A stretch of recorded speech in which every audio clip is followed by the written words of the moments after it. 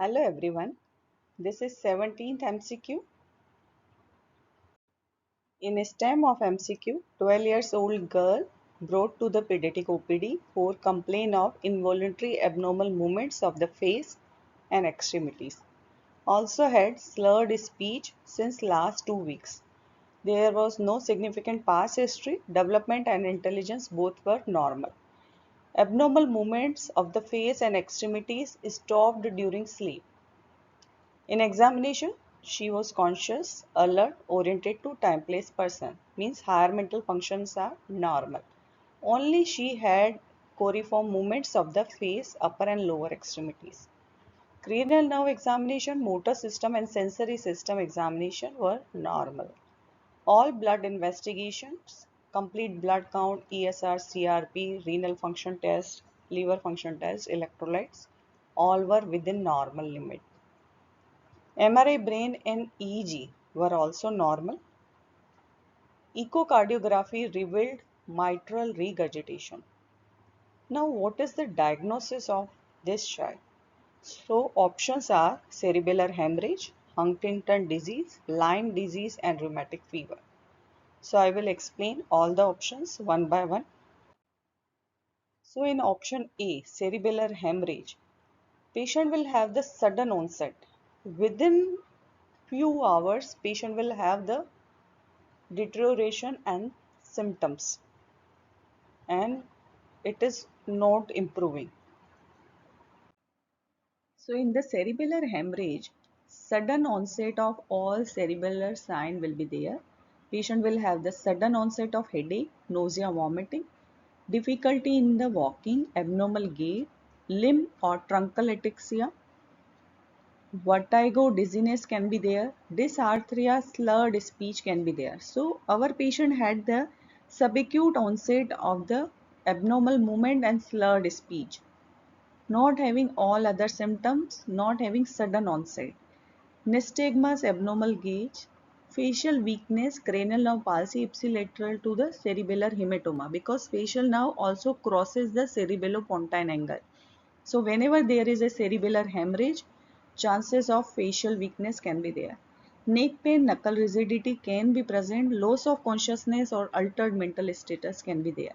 So in our case, patient is not having cerebellar signs, and MRI brain in our patient normal, while in the cerebellar hemorrhage, most of the patients are having the abnormal CT and MRI brain, which suggests the cerebellar hemorrhage. So option A is ruled out.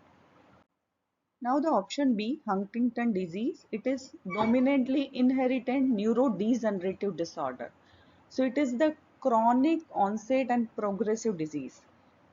Unstable CAG repeat expansion in the gene IT15 occur in the Huntington disease. Whenever onset in less than 20 years, we label as a juvenile HD, and less than 10 years, we label as a childhood onset HD. So in our case, 12 years old girl, so we have to rule out juvenile Huntington disease. So diagnostic criteria for the juvenile onset Huntington disease, there should be a family history of HD, especially in the father, because it is a dominantly inherited disease. With two or more of these five criteria should be there with the changes in the MRI. Then only we can label the Huntington disease. So what are the criteria? Decline in school performance, seizures, oromotor dysfunction, rigidity, gait disturbance. So all these features are not present in our case. There is a no strong family history, and MRI brain changes in the Huntington disease occur in the volume of striae, cerebral region, thalamus, hippocampus, amygdala, hypothalamus, cerebellum, frontal insular cortex, as well as atrophy of caudate or putamen occur. While in our MCQ, they said MRI brain is normal. There is a no significant past history, also not mentioned about the family history not having these features. So this option is ruled out. Now the third option is Lyme disease. It is a multi-system illness. It is caused by spirochete, Borrelia burgdorferi, and transmitted by various species of the tick named Ixodex.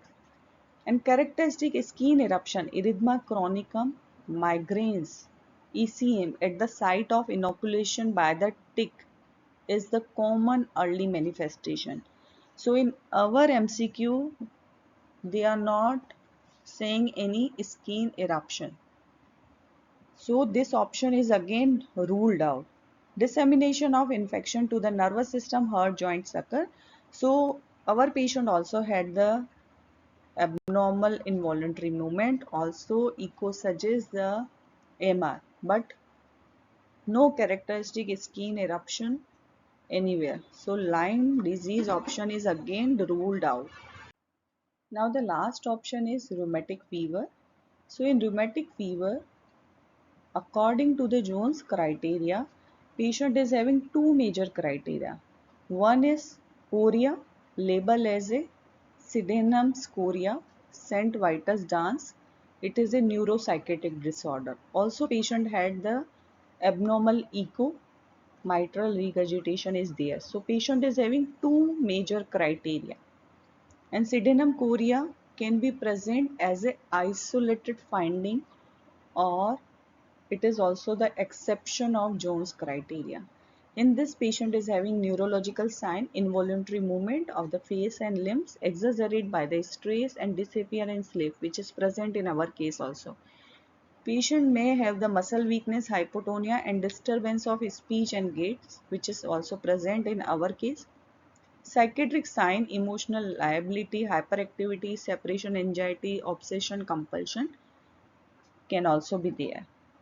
So the right option for this MCQ is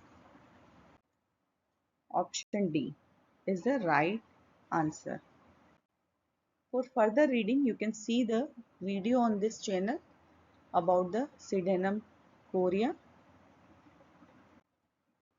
Thank you so much.